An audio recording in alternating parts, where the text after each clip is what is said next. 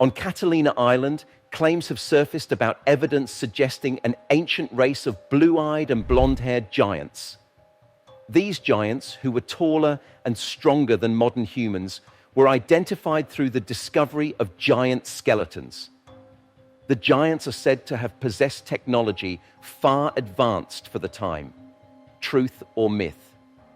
Did America's Catalina Island hide evidence of a race of these giants? Embark on a journey to Catalina Island, where whispers of ancient giants with advanced technology echo through the ages. Catalina Island has intrigued scientists and explorers.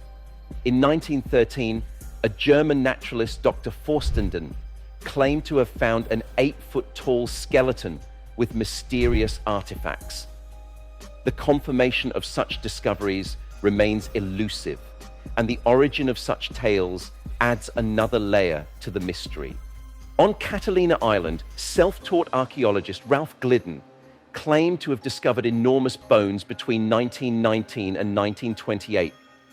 Glidden claimed that these giants, who stood 7 to 9 feet tall, were of European appearance as opposed to Native Americans.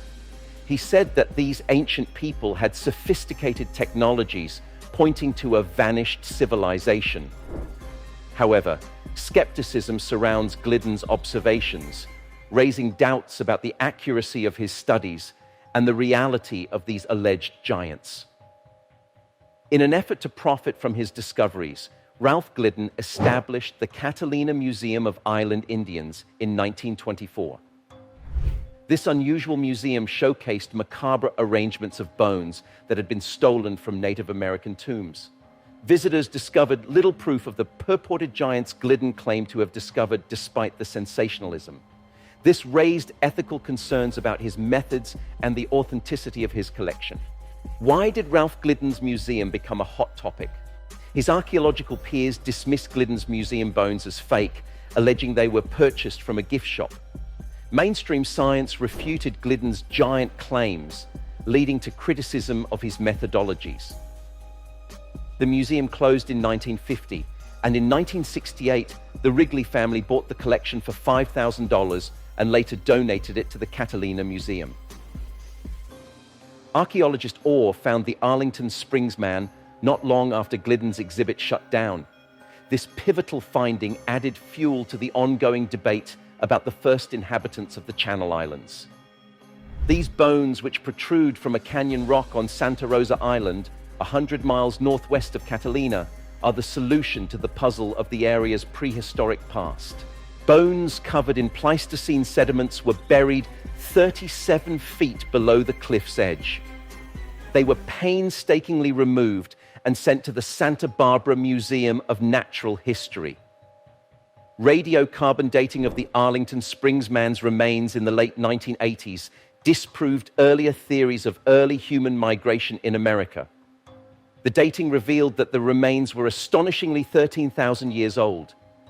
Could this be the oldest, reliably dated human remains in the country?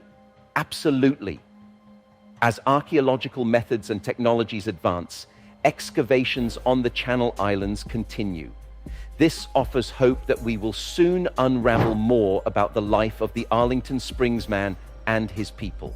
In response to a question about Ralph Glidden's discovery, a curator at the Santa Barbara Museum of Natural History said, "These reports are apocryphal as far as I've been able to determine." For instance, the grave is in the front and a historical image of Glidden is in the background, giving the impression that the skeleton is enormous. On Catalina and the Channel Islands, a number of unsettling discoveries have been unearthed, although it is still unclear why. The early finds cannot be confirmed or disproven.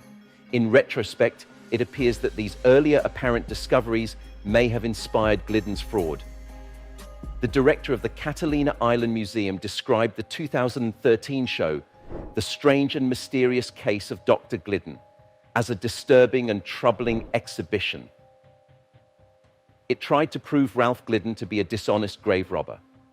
According to current estimates, Glidden desecrated the graves of almost 4,000 people during the course of his career. Even though Glidden's assertions have been debunked, Isolated evolution can still have unexpected impacts on a species. Several great examples of this have been found on the Channel Islands using reliable scientific techniques. Can you imagine that giant animals can adapt their size to fit their surroundings? Surprisingly, there is compelling evidence supporting this phenomenon.